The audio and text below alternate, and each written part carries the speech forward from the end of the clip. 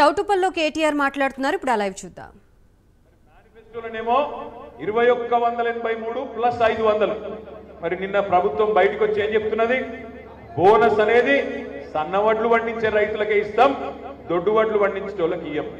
మునుగోడులో సన్నవడ్లు పండించే వాళ్ళు ఎంతమంది ఉంటారు?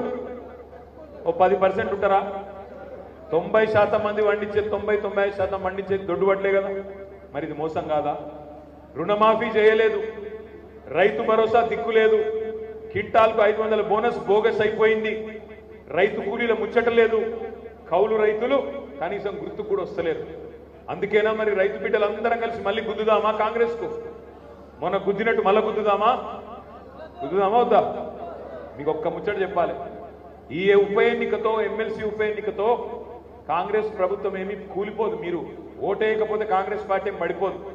కానీ మీరు బీఆర్ఎస్ పార్టీకి ఓటేస్తే, మా అభ్యర్థి రాకేష్ రెడ్డి గారికి ఓటేస్తే జరిగేది ఏంటి అంటే, రేపు శాసన మండలిలో గల్లా బట్టి ఏమైంది నా రుణమాఫీ, ఏమైంది మీరు చెప్పిన బోనస్, ఏమైంది నువ్వు చెప్పిన రైతు భరోసా అని మీలో ఒకటిగా రైతు బిడ్డగా నిలదీసే హక్కు, ప్రశ్నించే హక్కు మనకు వస్తుంది.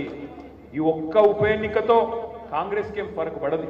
అందుకే దయచేసి మిమ్మల్ని కోరేది, ఎందుకంటే ప్రజాస్వామ్యంలో ప్రభుత్వంతో పాటు ప్రతిపక్షం కూడా బలంగా ఉంటేనే, ప్రతిపక్షం కూడా ఎప్పటికప్పుడు సవాల్ చేస్తేనే, ఎప్పటికప్పుడు గట్టిగా నిలదీస్తేనే మోసగాళ్ళు మళ్ళొక్కసారి మోసం చేసే ప్రయత్నం చేయరు.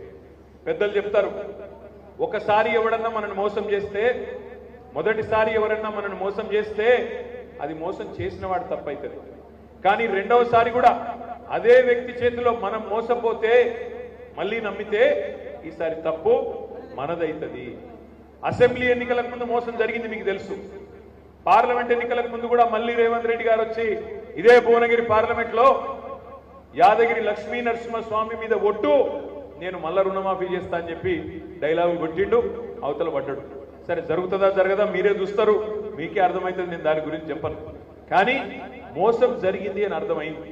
వాళ్ళ మునుగోడులో ఉండే మా రైతు బిడ్డలను నేను అడుగుతా ఉన్నా, మా గ్రాడ్యుయేట్ ఓటర్లను నేను అడుగుతా ఉన్నా, నిజంగా కరెంటు పరిస్థితి, కరెంటు విషయం కేసీఆర్ ఉన్నప్పుడు బాగుండేనా, ఇవాళ లేనప్పుడు బాగుండేనా? కేసీఆర్ ఉన్నప్పుడు బాగుండే అనేటోళ్ళు మాత్రమే శైలావట్టు, ఉన్నప్పుడు బాగుండే అనేటోళ్ళు. ఇలా మొహమాటం వద్దు.